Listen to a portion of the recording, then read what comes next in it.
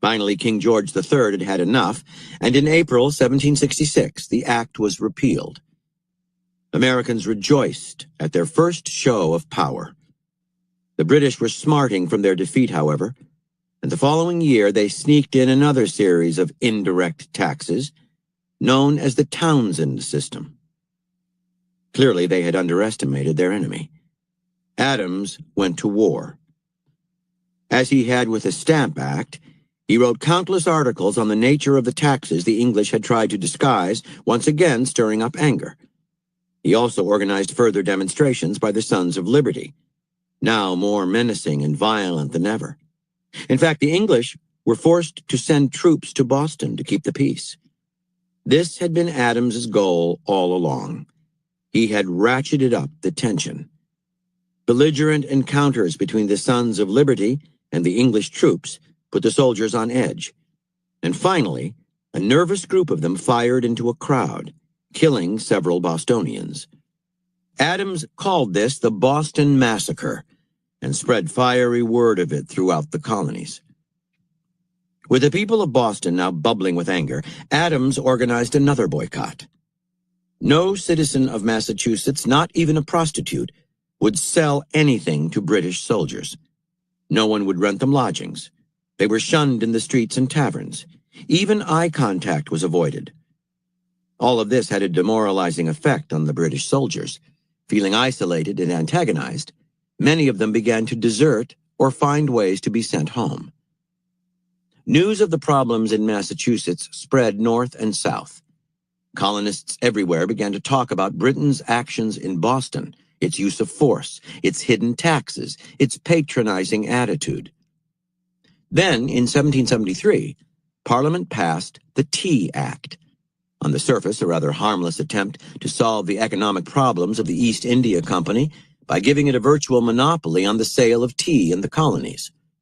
The law also levied a nominal tax, but even so, it would have made tea cheaper in the colonies because the middlemen, the colonial importers, were to be cut out.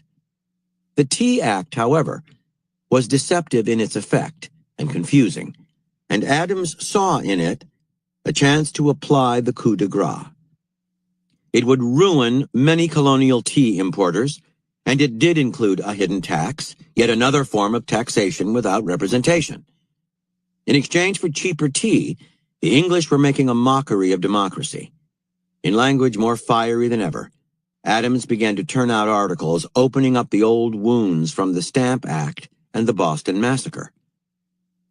When East India Company ships began to arrive in Boston at the end of that year, Adams helped to organize a nationwide boycott of their tea. No dock worker would unload the cargo. No warehouse would store it.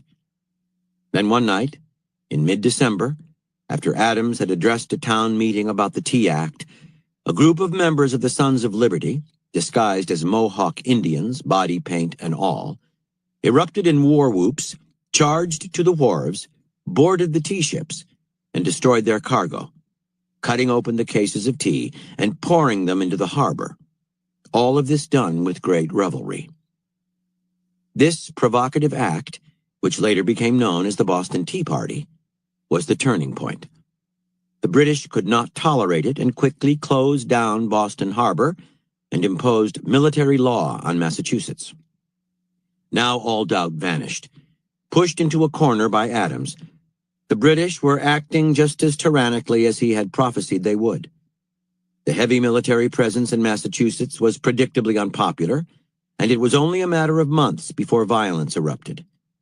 In April 1775, English soldiers fired on Massachusetts militiamen in Lexington. This shot heard round the world became the spark for the war that Adams had so diligently worked to kindle out of nothing. Interpretation. Before 1765, Adams labored under the belief that well-reasoned arguments would be enough to convince the colonists of the rightness of his cause. But as the years of failure piled up, he confronted the reality that the colonists retained a deep emotional attachment to England, as children do to a parent. Liberty meant less to them than did England's provision of protection and a sense of belonging in a threatening environment. When Adams realized this, he reformulated his goals. Instead of preaching independence and the ideas of John Locke, he set to work to sever the colonists' ties with England. He made the children distrust the parent, whom they came to see not as a protector, but as a domineering overlord exploiting them for its profit. The bond with England loosened. Adams' arguments for independence began to resonate. Now the colonists began to look for their sense of identity not to Mother England, but to themselves. With the Stamp Act campaign, then, Adams discovered strategy, the bridge between his ideas and reality. His writings now aimed at stirring up anger. The demonstrations he organized, pure theater, were also designed to create and build anger among the middle and lower classes, key components of the future revolution. Adams's innovative use of boycotts was calibrated to infuriate the British and bait them into rash action. Their violent response contrasted brilliantly with the relatively peaceful methods of the colonists, making them seem as tyrannical as he had said they were. Adams also worked to stir dissension among the English themselves, weakening the bond on all sides. The Stamp Act and Tea Act were actually rather trivial, but Adams strategically manipulated them to manufacture outrage, making them into wedges driven between the two sides. Understand, rational arguments go in one ear and out the other. No one is changed. You are preaching to the converted. In the war to win people's attention and influence them, you must first separate them from whatever ties them to the past and makes them resist change. You must realize that these ties are generally not rational but emotional. By appealing to people's emotions, you can make your targets see the past in a new light, as something tyrannical, boring, ugly, immoral. Now you have room to infiltrate new ideas, shift people's vision, make them respond to a new sense of their self-interest, and sow the seeds for a new cause, a new bond. To make people join you, separate them from their past.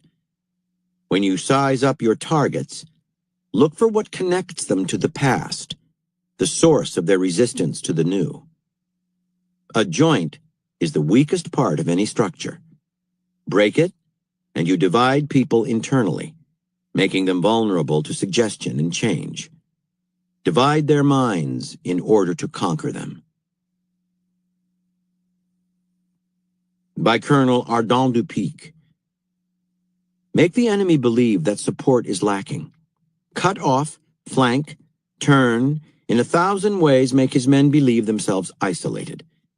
Isolate in like manner his squadrons, battalions, brigades, and divisions, and victory is yours. Keys to warfare. Thousands of years ago, our primitive ancestors were prone to feelings of great weakness and vulnerability. To survive in the hostile environment of our early world, animals had speed, teeth, and claws, fur against winter cold, and other advantages of power and protection. Humans had none of this and must have felt terrifyingly exposed and alone. The only way to compensate for such weakness was to form groups. The group, or tribe, offered a defense against predators and greater effectiveness in the hunt. In the group, there were enough people to watch your back. The larger the group, the more it allowed its members to refine that great human invention,